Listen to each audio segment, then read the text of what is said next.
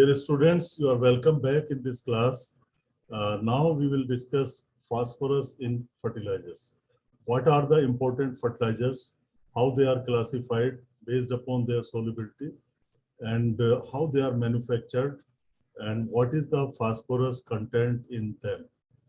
And in the end, we will also see how best we can improve the efficiency of phosphatic fertilizers, how to improve the efficiency of phosphatic fertilizers. We will see in detail, and I will try to finish it in next 30 minutes, not more than that. And then I will end my class uh, uh, uh, today. Because fourth link will not be required. I will try to finish in this link. So you don't need to wait long for this class. Objective is to describe the classification, composition, manufacture, and properties of phosphatic fertilizer. And in the end, we will see the use efficiency. Partially acidulated phosphate rock, I will discuss later. Phosphate rock is a source of phosphorus. It's most naturally occurring raw material, being apatite, fluorapatite, or your hydroxyapatites, carboapatites, variety of apatites are there. And starting material for all P fertilizers. Phosphoric acid is also important, and it comes from your apatite. So also known as orthophosphoric acid is the most common or most significant source of P fertilizers, ammonium phosphate, diammonium phosphate, and monoammonium phosphate. Therefore, this S3PO3 phosphoric acid or orthophosphoric acid comes from apatite. So what is happening in producing this phosphatic fertilizers in India? Whatever little phosphatic fertilizers are produced in India, we import phosphoric acid now. We don't like to import phosphatic fertilizer. We import phosphatic fertilizer, but whatever our industry manufactures phosphatic fertilizer, it is import of phosphoric acid. They don't want to import phosphate rock or apatite because the transport charges are high. If you transport phosphoric acid, then the transport charges are less. So Indians have established their industries in some African countries, and they are producing phosphoric acid and bringing to India. So this is important for making ammonium phosphates, this phosphoric acid. Phosphogypsum. Phosphogypsum is a kind of gypsum which contains a small percentage of phosphorus also, and it can be used in place of gypsum as well. So it is a calcium sulfate dehydrate. Basically, it is mostly a waste product, and calcium sulfate 2s2. उसी में रख दो, इसको ही भर दो अब तो class में. So byproduct in the manufacture of phosphoric acid by the wet process, and it is high grade gypsum containing 90 to 95% calcium sulfate dihydrate. So this is being used a waste product and contains about 0.4 or 0.2% phosphorus P2O5. So name is phosphogypsum, and it is very cheapest source of sulfur. Phospho-compost. So compost is a mixture of decaying organic matter such as vegetation and manure. When such composts are enriched with phosphatic minerals or fertilizers, they are called as phospho-compost. So basically, people like to add rock phosphate, which is having insoluble phosphorus. If they add rock phosphate into that, so during the decomposition of compost, some acids are released. Those acids can decompose this apatite or rock phosphate. And secondly, some fungal growth will be there. Fungi will be there during composting. Some of them can solubilize this rock phosphate.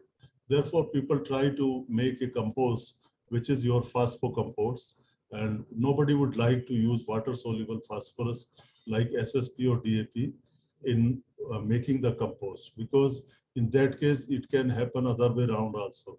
So better to use insoluble phosphatic fertilizers. Now coming to phosphate fertilizers or phosphorus fertilizers, all phosphorus fertilizers produced from phosphate rock. There's no doubt about it. The only exceptions are polyphosphates produced from elemental phosphorus.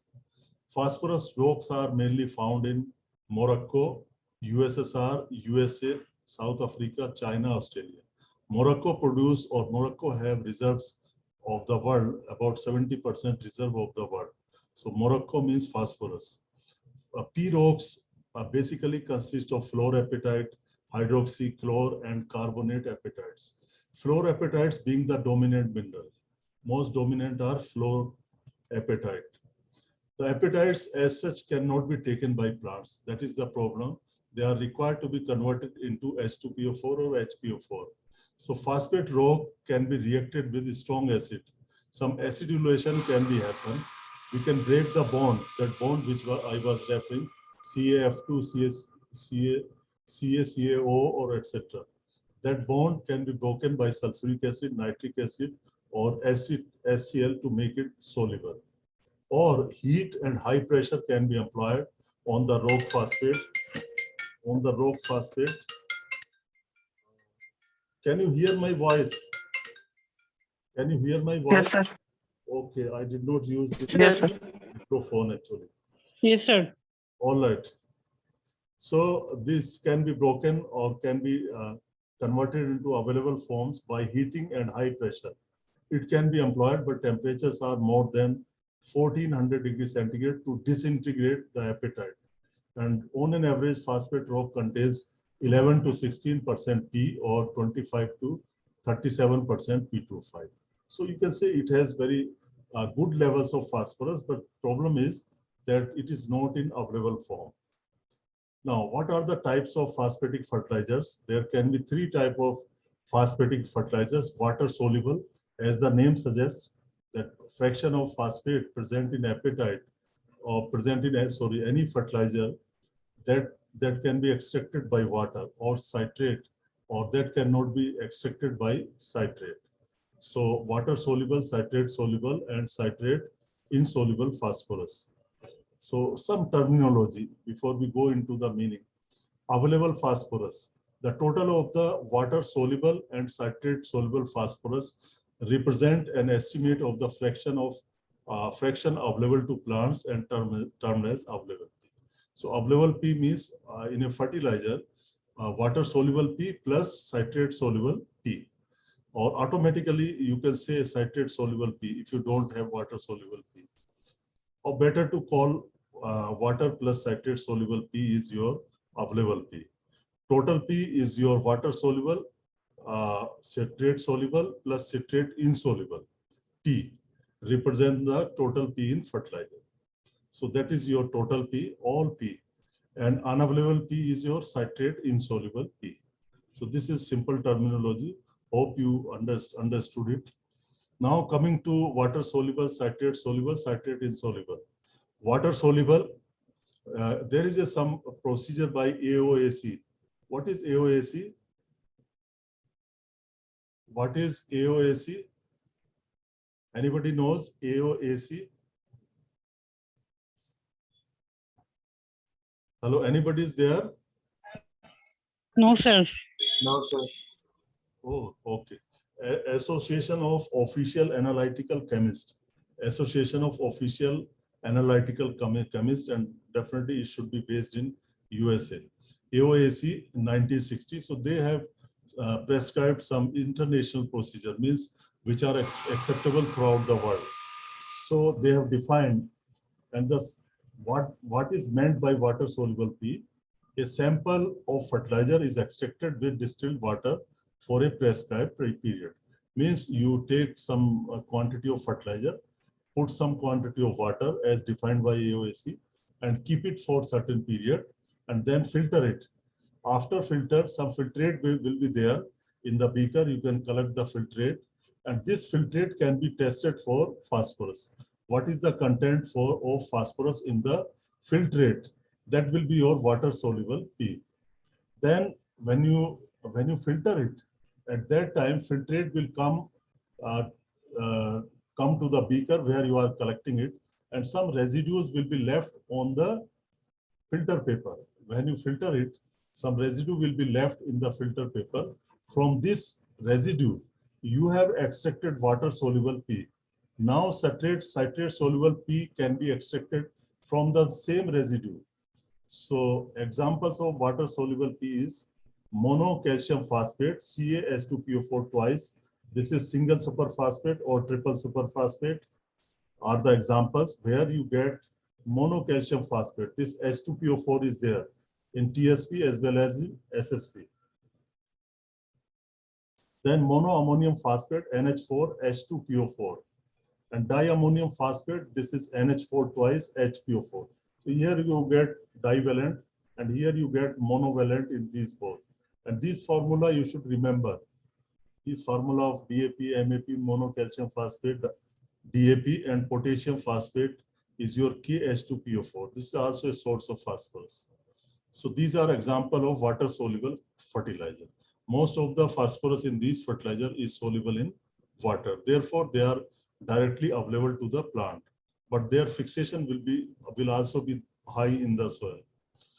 Now, citrate soluble phosphate, as I told you, the fertilizer residue left after extracting water soluble P is treated with neutral pH 7, neutral solution of 1 normal ammonium citrate.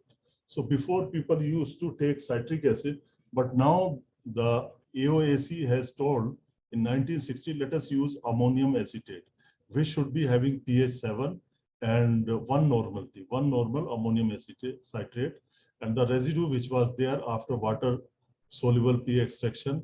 In that residue, you need to add certain quantity of ammonium citrate and keep it for certain period and then filter it. So whatever is there in the filtrate is your citrate soluble P. And you can determine it by suitable method in the solution.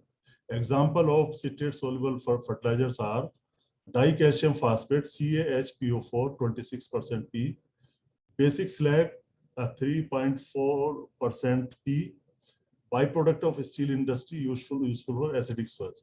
Calcium metaphosphate, CaPO3 twice. So you got citrate soluble phosphatic fertilizer. These are the examples. Now citrate insoluble. The P content in residue left after extracting the citrate soluble P. Means on the filter, when you have extracted the citrate soluble P, on the filter some residues are there. If you determine phosphorus in those residues, that will be citrate insoluble P. And that is totally available to the plant. Water soluble plus citrate soluble P is available to the plants.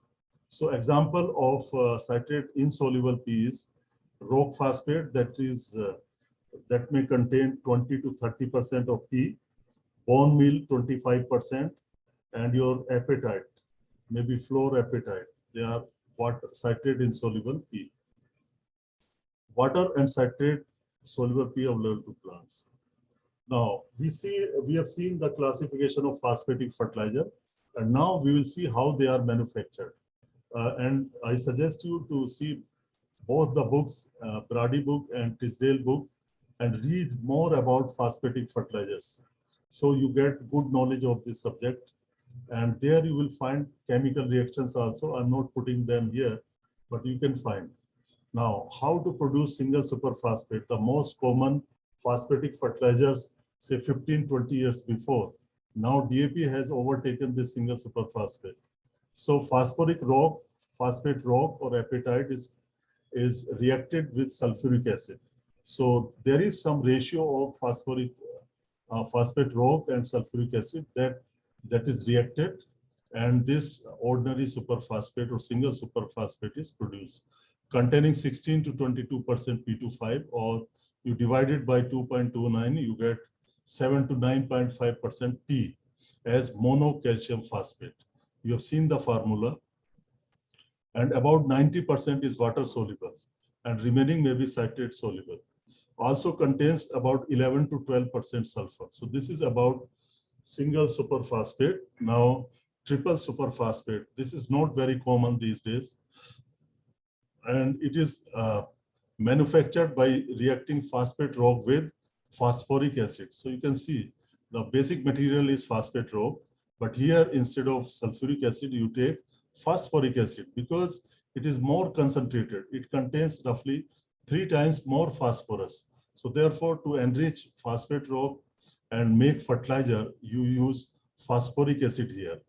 And where from this phosphoric acid is coming, it is also coming from rock phosphate. So this triple superphosphate is produced, and it contains about 44 to 52% P2O5, and this is equal to 19 to 23% P as monocalcium phosphate, and all phosphorus present is water soluble. Now, enriched superphosphate. Enriched superphosphate, in this case, you produce enriched superphosphate by reacting phosphate rock with mixture of sulfuric and phosphoric acid, and you can see that it contains about 11 to 13% P, and 90 to 95% is water soluble. Ammonium phosphate, they are very, very important. Diammonium phosphate or monoammonium phosphate. So how these ammonium phosphates are produced? First, you need to produce ammonia, and phosphoric acid is reacted, and you get monoammonium phosphate, MAP. So MAP contains about 1148, or it contains 11% nitrogen and 48% P2O5, or you can convert this 48% P2O5, which is 21% P. There are two different grades. One may contain about 11 to 55%, 11N and 55% P2O5, and this 55% P2O5 is equivalent to 24% P. So this is monoammonium phosphate, and diammonium phosphate you get 16 and 48 grade, and 18 and 46%. So there are two grades, 16, but this one is more common, 18 and 46. So actually this depends upon the ratio of ammonia and phosphoric acid. That will decide whether you are producing, you want to produce MAP or DAP. Nitric or nitrophosphates are another compound fertilizers where phosphate rock is reacted with nitric acid. The N:2 P2O5 ratio of materials ranges from 1:1 to 1:3. Means in this ratio you can take, and then similarly the nitrogen and phosphorus content will vary according to the ratio.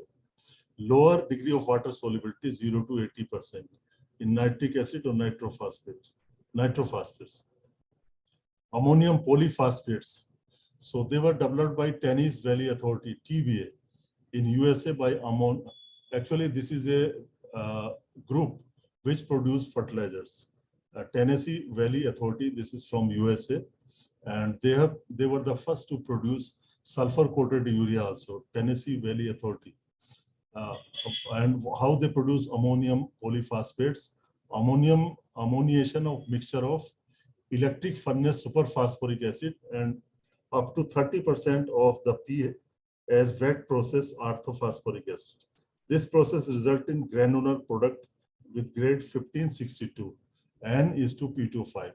Both liquid and solid ammonium polyphosphates are available. And these days, friends, there is a trend in the fertilizer industry to produce liquid fertilizer also. Now you will find some urea ammonium nitrate. You can remember urea ammonium nitrate is a new fertilizer, and NFL, National Fertilizer Limited, has established a plant in Panipat. In Panipat, their plant is already there, NFL plant is there, and they have made a provision to produce urea ammonium nitrate, UAN. Please note it down, UAN, urea ammonium nitrate, and it contains about 26% nitrogen, and it is in liquid form. Interesting thing is that this urea ammonium nitrate is produced in liquid form, and it can be used as a foliar spray, and it can be applied directly into the soil, and its efficiency is more than the urea. So because, and also it is cheaper to produce ammonium nitrate separately or urea. So now you can remember this interesting, it is not very new. But now industry has taken interest, like industry has taken interest in nano urea. So anyway, this ammonium polyphosphates, so polyphosphates are there, they are hydrolyzed with the help of pyrophosphatase. This is an enzyme, and orthophosphates are produced. Soil factors that affect hydrolysis of ammonium polyphosphate are pH, temperature, soil texture, and water content. Greater hydrolysis on acidic than on alkaline soils. Hydrolysis increases with rise in temperature, more hydrolysis on flooding. Partially acidulated rock phosphate. So what is happening? This rock phosphate, as I told you, of course, it is used as a raw material for manufacture of fertilizer. But many researchers want its direct use. Why to spend money on producing phosphoric acid and then making phosphatic fertilizer? So why don't you use it directly? So people tried. So they said, instead of completely solubilizing it, let us solubilize a fraction of it, and rest fraction will solubilize automatically when we apply it in soil. Partially acidulation means for the time being, early stage, the solubilized phosphorus will work, and phosphorus which remain unsolubilized in the fertilizer can be solubilized by soil in due course of time. So it will save money. So that was the thinking to produce partially acidulated rock phosphate. As the name suggests, that rock phosphate can be reacted with a smaller quantity of acid to produce it, and it can be used in the soil. So the initial phosphorus availability of low reactivity phosphate rock can be provided or improved by treatment with only 10 to 20% of the usual quantity of phosphoric acid necessary for the manufacture of triple superphosphate. So you can take either phosphoric acid, you can take sulfuric acid or other acid to partially acidulate it. To produce a comparable material by acidulation with sulfuric acid, it takes 40 to 50% of the amount normally consumed in manufacture of SSP. Means you can save acid, you can save the quantity of the acid. On a highly acidic and high P fixing soil, dark red letosol, it was as good as TSP for rice and beans. So if your soils are very acidic, then it can be directly used in the soil, because acids are there in the soil and they will solubilize it. So rock phosphate, it was partially acidulated rock phosphate. Now see rock phosphate as such. It can be used directly as a fertilizer. Phosphate rock in its natural state has limited value to plants unless extremely finely ground. So you need to ground it to at least 90% passing through 100 mesh screens. Contains 11 to 16% P. Most P is in apatite form. No water soluble P in it. Citrate solubility is very, very insignificant. That is 5 to 17% of total P. Depends on nature of rock and degree to which it is ground. Direct application of finely ground, very fine rock phosphate is recommended for acidic soils, but it will have some problem in application because of dusting. When it is so fine, then dusting, you can lose some fertilizer, or person's health can be affected if he inhales it. Direct application of finely ground rock phosphate is recommended for acidic soils.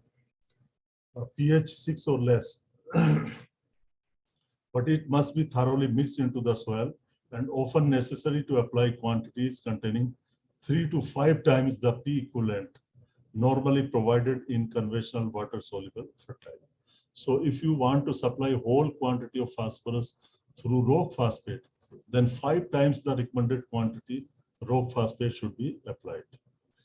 So as I told you that it is always better to use rock phosphate by broadcast method. So after incorporation, it reaches to the maximum number of soil particles where it can be easily solubilized, or where it can be solubilized better than if you put it in bands, then the solubilization rate will be very slow. Environmental conditions like warm climate, moist soils, and long growing seasons will increase its effectiveness, warm climate, moist soil, and long growing seasons. Factors limiting the use include uncertain agronomic value. You are not sure whether rock phosphate will be able to supply P requirement of the crop. Inconvenience of handling and applying of the fine, dusty material application or transport it is difficult, and relatively low P content compared to triple superphosphate or ammonium phosphates. Now, you have seen in brief, I have just shown you some important phosphatic fertilizer, how they are made. Now see efficient phosphate management. As I told you, when you apply fertilizer, only 15 to 20% of the applied phosphatic fertilizer is used by the current crop. So therefore, efficiency is less. On the other hand, I've also told you that it is normally not lost from the soil. It is just there are two routes. One is by crop harvest, other is smaller fraction by leaching. So what happens many times, phosphorus gets accumulated in the soil and it will have residual effect. Therefore, for phosphorus management, normally cropping system based approach is always better. So for phosphorus management, for example, in rice wheat system, it is as advisable to apply phosphorus to wheat, not to rice. And for zinc, zinc should be applied to rice, not to wheat.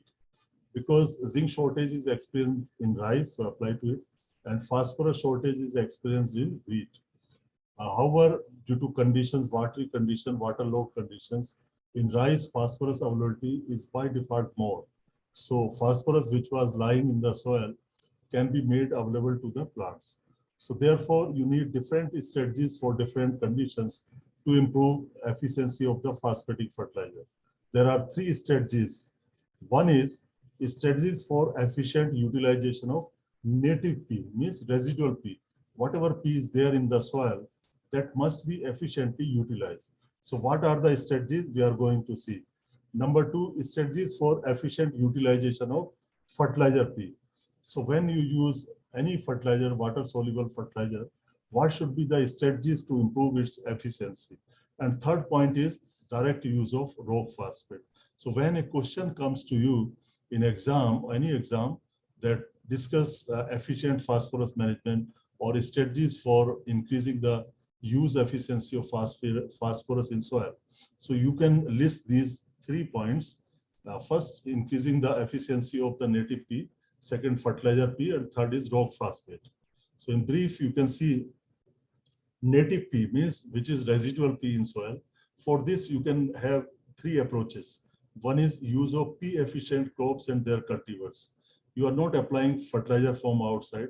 So what you can do, let us take the crops which are efficient user of phosphorus, means the crops which perform better, their growth is good, there is yield is good under phosphorus stressed environment. Those are efficient crops. And similarly, cultivars can be defined if your soils are having low level of phosphorus and your cultivar or variety that can have better growth and better yield under this environment will be your efficient cultivar. Then use of arbuscular mycorrhiza, I explained in detail. So one can inoculate the soil with AM fungi. You can inoculate through seed, or you can mix this AM fungi culture in manure and broadcast it in the field. So then infection will be there in the field and it can reach the plant roots. So use of arbuscular mycorrhiza, you have already seen in one of the lectures that they increase the efficiency of the native phosphorus. And they are also good for improving the efficiency of rock phosphate also. And third one is use of phosphobacterium, means P solubilizing organism, phosphorus solubilizing organism, microbes, that also I discussed. So these are the 3 approaches to improve efficiency of the phosphorus, which is lying in soil idle. So that can be used. So in this case, I have already explained you that first approach is for native phosphorus, use of P efficient crops and cultivar can be used. So mainly it is difference in their roots. Differences in roots cause differences in efficiency. If your plant is having extensive root system, it will release more exudates into the soil, solubilize native phosphorus, improve its efficiency. Similarly, this extensive root system means it will come in a larger volume of the soil contact and it will improve uptake. Plants having deeper and extensive root system are better P utilizer. So this is one strategy. Second is AM fungi. I have told you they increase the root extraction of phosphorus by different means. I discussed at length. So they will ultimately solubilize phosphorus, mobilize phosphorus, and improve the uptake because they increase the absorptive surface area. I explained to you yesterday everything about mycorrhiza. So they increase efficiency. Similarly, we also discussed different P-solubilizing organism in biofertilizers, use of phosphobacterium like Bacillus megatherium variety phosphaticum.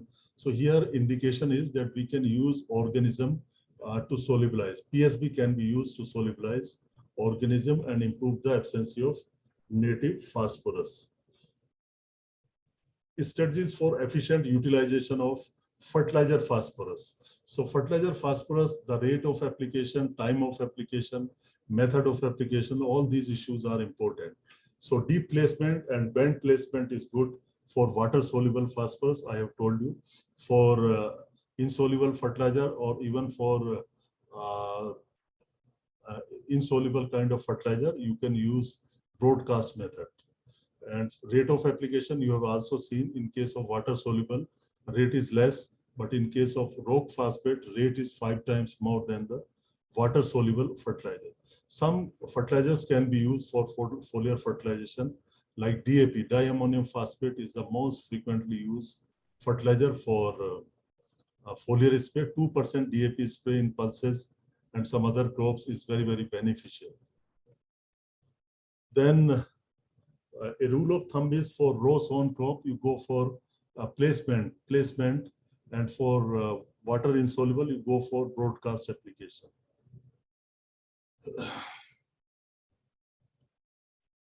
And using larger fertilizer P particles, it is better. You must have realized that particle size of single superphosphate and your DAP is relatively larger than the filled urea. So larger particle of P will have higher efficiency. Other ways to, for example, dipping the rice seedlings before transplanting in the slurry of soil and P fertilizer. So this has been practiced by people. And then in the multiple cropping system, I have told you that apply phosphorus to the crop which responds more, gives more response to the fertilizer, and skip the application in the crop which is not responsive to the phosphorus application. So the application of phosphatic fertilizer should be based upon the cropping systems. Then balanced nutrition is also important if you want to improve the efficiency of phosphatic fertilizers. So I have previously also talked, for example, if you use ammonical fertilizer along with phosphatic fertilizer, then use efficiency of phosphatic fertilizer is improved. Similarly, balanced nutrition, I discussed so many times, you need to supply all the nutrient in their optimum levels, at their optimum level. So definitely balanced nutrition. Through balanced nutrition, we increase use efficiency of each other nutrient, means one will improve efficiency of the other. So strategies for the direct use of rock phosphate, number 3. So rock phosphate can be directly used in acidic soil, pH less than 5.5 or 6. And also the doses are several times higher than the water-soluble P fertilizer. Mixing rock phosphate with soluble P fertilizer. This is a good strategy. Mixing RP with elemental sulfur or sulfur producing compound, because ultimately in soil the sulfur will produce sulfuric acid that will solubilize rock phosphate, and use of PSB can be done, or use of mycorrhiza can be done, and combining nitrogen fertilizers with rock phosphate by bending, granulating or compacting. Composting with animal manure, this rock phosphate can be composted, including fine rooted legumes in rotation to generate a low pH rhizosphere with low calcium. So this ends this lecture. Thank you very much. And I wish you all the best.